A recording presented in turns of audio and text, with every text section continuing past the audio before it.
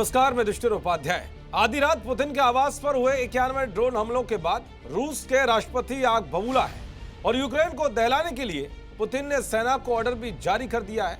Putin ने साफ कहा है कि जो यूक्रेन की तरफ से अटैक हुआ है वो कायराना हरकत है।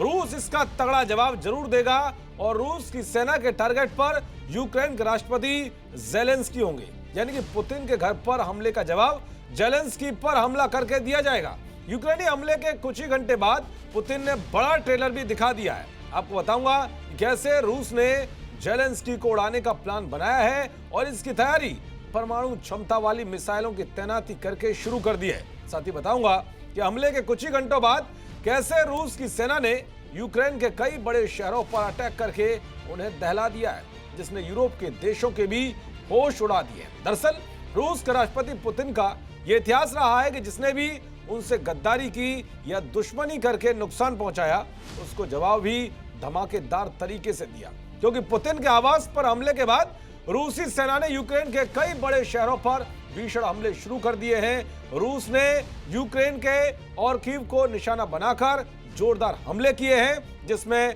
कई लोगों की मौत भी हुई है।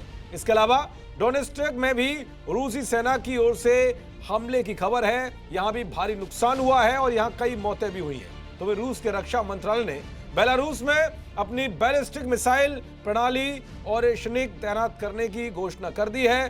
मंत्रालय ने पहली बार इसकी तस्वीरें जारी की है। इसके साथ ही वीडियो भी जारी किया गया है, जिसमें मोबाइल युद्ध वाहन मिसाइल प्रणाली को लेकर जंगल में युद्ध अभ्यास करते दिखाई दिए गए। बेलारूस में ओरेशनिक मिसाइल पहले ही पहुंच चुकी है और कुल 10 ऐसी मिसाइलें प्रणालियां बेलारूस में तैनात की जाएंगी।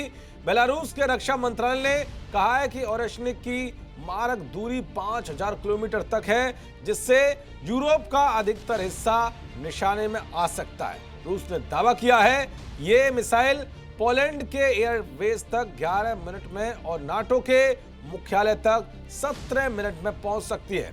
इस मिसाइल की तैनाती बता रही है कि रूस किसी बड़े हमले की तैयारी में है, जो यूक्रेन के साथ ही यूरोप में भी बड़ी तबाही ला सकती है। अब सवाल यह है कि क्या जेलेंस्की को उड़ाना आसान है? क्या जेलेंस्की रूस के हमलों से बच पाएंगे? दरअसल रूस के पास लंबी दूरी की मिसाइलें हैं जो कीव को निशाना बना सकती है। हालांकि जेलेंस्की का ठिकाना गुप्त है, लेकिन रूसी जासूसों के बारे में कौन नहीं जानता, जो पाताल में छिपे दुश्मनों को भी ठिकाने लगाने में माहिर है। अब देखना यह होगा कि पुतिन का गुस्सा कैसे और कब शांत होता है। देखते रहिए जी न्यूज़। नमस्कार।